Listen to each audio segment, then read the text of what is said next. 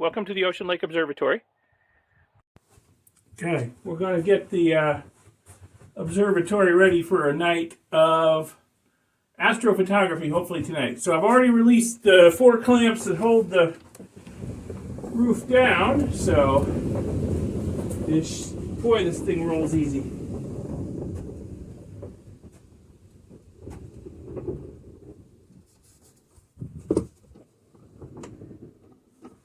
Oh yeah, I don't even need the ratchet doohickey over here to open and close it. Yep, haven't had to use the winch to open and close it in a long time since I got it running so smooth up there. So anyway, welcome to the Ocean Lake Observatory. Got her opened up and airing out just a few minutes before sunset. Temperature's dropping fast. It got up to about 92 today here in central Wyoming, July 19th. And but the temperature's dropping fast now the sun's about down. So it'll start cooling off quick. So I got the roof open and the doors open, so hopefully the temperature can equilibrate inside. Warming room on the right, observatory proper on the left. And let's see what's going on in the warming room. Not much. I was working on a problem with our weather station. Lost communication with the internet. So there's a weather station up there. And the camera over there that keeps an eye on our ranch and the weather. Well, everything was stuck. The picture wasn't changing, and the temperature, wind speed, and direction data wasn't changing. But I got that fixed. Basically, I rebooted everything, all the different parts, and the router, and it all started talking again, and everything's happy. Everything's updating. Over here, of course, we got the 14-inch Celestron telescope. Got my ZWO ASI 29 4MC Pro camera. I may try putting in a off-axis guider. I bought one because I've been using 60mm guide scope with a guiding camera. I'm not happy with that guiding camera. I also have a different guiding camera here I want to swap out. First, I'm going to try that. See if swapping out the guiding cameras helps. If not, I'll go to an off-axis guider because I was having a lot of problems with guiding. The last time I was out here in Wyoming was using this. And yeah, a lot of problems. So we'll see if swapping out the guide cameras helps. If not, I'll try it with an off-axis guider. Last time I was out here too, I was having problems with my autofocus here. And the main problem I was having was that the cable for in here to the hand controller here is just way too short. I mean, they give you such a short cable. So we have a Radio Shack in Riverton, Wyoming, just down the road, about 20-some miles. Believe it or not, there's a Radio Shack there. In fact, I did a video on that Radio Shack when I was out here a little over a month ago. And I went in there to see if I could get an extension on this cable that they give you. Well, they didn't have the type of mono cable that this uses. But what they did have was a mono to RCA adapter, although it's a dual, but that doesn't matter. They didn't have a single. And then they have RCA cables. So I was able to make myself about an 8-foot long cable extension here. So now I can have my motofocus controller well away from the telescope so nothing jiggles. You know, when you've only got like a foot long cable, it just doesn't work worth a darn. So thanks to the Radio Shack in Riverton, Wyoming, you know, I've got an extension on the motofocus cable now, and it works. Yeah. So that's great. So we're just going to wait for things to cool down and for it to get dark. Ooh, big flock of birds going over. Wow. Huge flock of birds going over. I hope they're showing up. And wait for things to cool off and get dark, and we'll come out here and see what we can do. I need to figure out a target to shoot, something that's crossing the meridian, and we'll see if I can get this thing guiding any better. I'm going to swap out that cheap no-name guiding camera there with an Orion Starshoot camera, which I use on my rig in Arizona, which works really well. And I have a video on my setup in Arizona, and I'll put a link to that in the upper right. You can check it out. But yeah, so we're going to swap that out, and if I'm still not getting good guiding, a lot of people have suggested I should go to an off-axis guider. So that's the plan. We're just going to swap out the guide camera first, change the settings on the computer to match the guide camera, and then we'll see if we get any better guiding. And I'll also play with the settings in PhD guiding and see if we can get this thing guiding better. And if not, we'll try the off-axis guider and see if that works. I'm reluctant to put the off-axis guider on first because that's going to throw everything out of focus so far. And it's pretty close to focus right now. You saw me bumping the wheel back and forth just a little bit with the controller. But that's probably all the movement it's going to need to get back into focus, even after sitting here for a month doing nothing. I'm sure it's real close to focus. So, okay. So I'm going to go back in the house and wait for it to get dark. And wait for it to cool down a little bit. And then we'll come out and see what we can do with this thing. Well, it's later at night. It's dark. Yeah, you can't see any of the stars on the viewfinder. But I am imaging M101. I'm taking a series of 10-second subframes. And I will stack them tomorrow and see what I get. I think I'm just going to concentrate on M101 tonight and get a fair amount of data on it. Because I got a late start, I switched out the guide camera, and I had a lot of trouble getting it refocused. So it's what is it? Oh, it's 11:22 already. So yeah, it's getting late. I got some things I need to do tomorrow. So I think I'll just concentrate on M101 tonight. It's well placed near the meridian, and I will get some good data on it, I hope.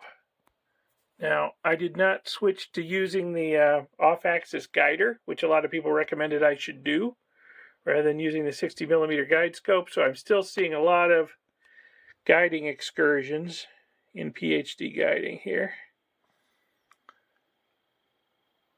But I figured putting on the off-axis guider was going to be a lot more trouble than just switching out the guide scope. So it's actually looking a little better. Well, I say that, then we get a big excursion in RA. But on the whole, it's actually looking a little better than it did before with the other guide camera. I'm on the Starshoot Auto Guider right now. And I use that in Arizona with my setup there, and I love the Starshoot Auto Guider. The no-name Auto Guider I had, or guide camera I had, just, I had nothing but trouble with it. I think the Starshoot's working a little better. But yeah, I think I might need to do off-axis. If I get another good night while I'm out here, I think I'll put in the off-axis guider and see if I can get everything working. It's just going to be a pain to get everything refocused and aligned. But I might have to bite the bullet and do it. But I'm only taking 10-second subframes, so hopefully I can get quite a few with good stars in them, and we'll see when I try to stack them. We'll see what they look like. So here's the result after stacking all the subframes I got on M101. It is not awful. It's not great, but it's not awful. I noticed when I was taking taking the shots of this image, and it's really not showing up too well in this one. I'll show you another image here in a bit. The stars are a little out of focus here, and that kind of hides the problem I'm seeing, although it's not a great solution to the problem. The stars aren't round, basically, and I'm thinking that it's less of a guiding issue and more of an alignment issue I'm having, and you'll see it better in the next image. So this is M101. I got a lot of subframes on M101 that night. I stayed up probably a lot later than I really should have, and got a lot of subframes, stacked them, and this came out, not too bad. Probably my best ever image of M101. Certainly, I've never done it at this scale before. I mean, I have I've done it at other scales. In fact, let me pull up an image from, let's see, Arizona here. Yeah, so that's what I do out in Arizona because I have much shorter focal length. So yeah, so I haven't worked at M101 at this focal length before. So I think for a first effort, that's not too bad. Certainly probably needs longer subs and more of them to get, fill in the detail and get the sky background a little darker maybe. But yeah, I mean, you see, the individual star clouds here. It's not too shabby of an image, really. Okay, but let me show you this other image I got. It was clear the next night, and I was going to do 101 again, but I decided, well, you know what, 51's right there. Let me try 51. So I did 51. Not really happy with the color on this. I probably need to go back and reprocess it and work on the color a little bit. But let me show you. I mean, first off, there's some detail here. I mean, we got little distant galaxies and whatnot. Fairly good detail in the spiral arms. Good star forming regions and star clouds and whatnot. But let me zoom in and show you what star images look like. So this is what I was seeing in M101 too, and a lot of the subs. I think what I have, and no, the telescope is not out of collimation. I've checked the collimation on the telescope. It seems to be dead nuts on. I think the problem I have is I've got a little bit of a tilt problem with the camera. I think the camera is a little bit tilted. It's not flat onto the image plane. I suspect that's the problem anyway. And I think in the 101 image, I think it was just the seeing was worse that night. The seeing was really bad, and I think just all of the jittering around of the stars and the poor seeing sort of made the stars look rounder and more out of focus, and kind of hid what we're seeing here. Well, this was taken on a much steadier night. The next night was much steadier. We didn't have 45-mile-an-hour wind gusts that day, so the atmosphere was much steadier that night. And I've seen these when I was out there a month earlier in Wyoming using the observatory. I saw this too. And I thought maybe the scope was out of collimation. That's what prompted me to check the collimation. But as far as I could tell, the collimation was dead nuts on. So I was a little bit perplexed about why the camera was seeing the stars looking like this. And I got to doing a little reading on it after I took this image. And came to the conclusion I might have a tilt problem. So I have ordered a tilt adjuster that goes between the camera and the telescope, and we'll see if that helps. It's actually made for this ZWO camera. It's very thin. It's going to throw the focus off, but I'm pretty sure I can get it back in focus without too much trouble. And it's just got 3 little adjustment screws on it. When it comes in, I'll get some photos of it or some video of it and put it into this video, and we'll see how it goes. Now, still, you know, maybe I'm being nitpicky because this is a pretty darn good image of M51. Certainly the best M51 I've ever done before. Again, I can show you some that I did in Arizona. Not there. You know, again, the scale, because I have much shorter focal length on the scope in Arizona, the scale is very different. Lot more detail here. Again, I'm not super happy with the colors. The background's kind of grainy and light, but you know, certainly this is the most detailed and best image of 51 I've got so far. You know, it's just maybe I'm getting to be too much of a perfectionist in my old age, but really, the star images, I just gotta fix that, if nothing else. I gotta fix that. And you know, it's got to be throwing off everything else. You know, the fine detail in the galaxies here. It's got to be smeared as much as the stars are smeared. So if I could fix the star images, I'll bet the galaxies would sharpen up a whole lot too, and we see a lot more detail in there. So, like I say, got that tilt adjuster on order. I've already come home. I'm back in Florida. I was only able to stay out in Wyoming for a few days. Fortunately, had a couple of clear nights because the last couple nights I was there were not clear. But I did have a couple of clear nights, and I got a little bit of data on a couple of objects. And the wife and I are going to be back out there again in a month or so.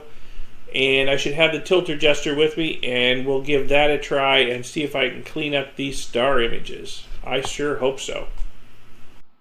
Alrighty, well, the accessories I ordered for the Ocean Lake Observatory have arrived. Got the tilt adjuster here for the ZWO camera. I also went ahead and ordered a 14-inch dew heater for around the corrector plate of the telescope. Dew has not really been a problem out there so far, but I assume it's just a matter of time. I think I've been lucky up till now.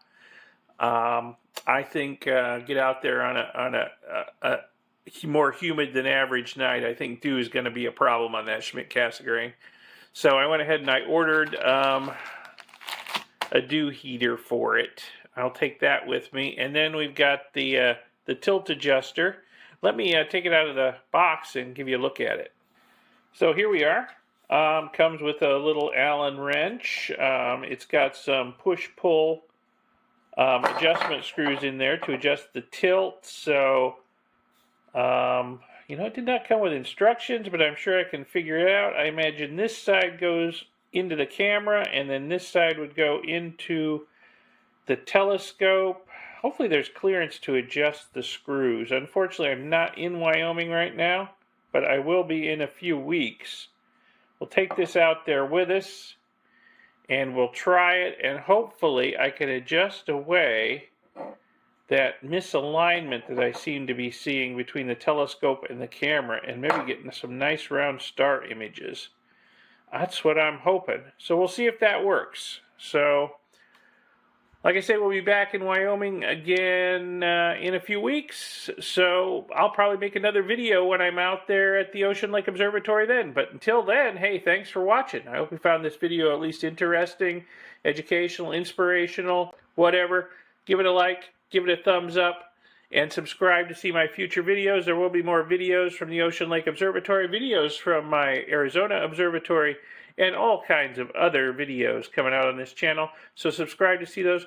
Press the little bell icon YouTube wants you to press to be notified when new videos come out, because as a subscriber, if you press that bell icon, you will be notified every time I release another video. And thanks again, and see you in the next video. Bye.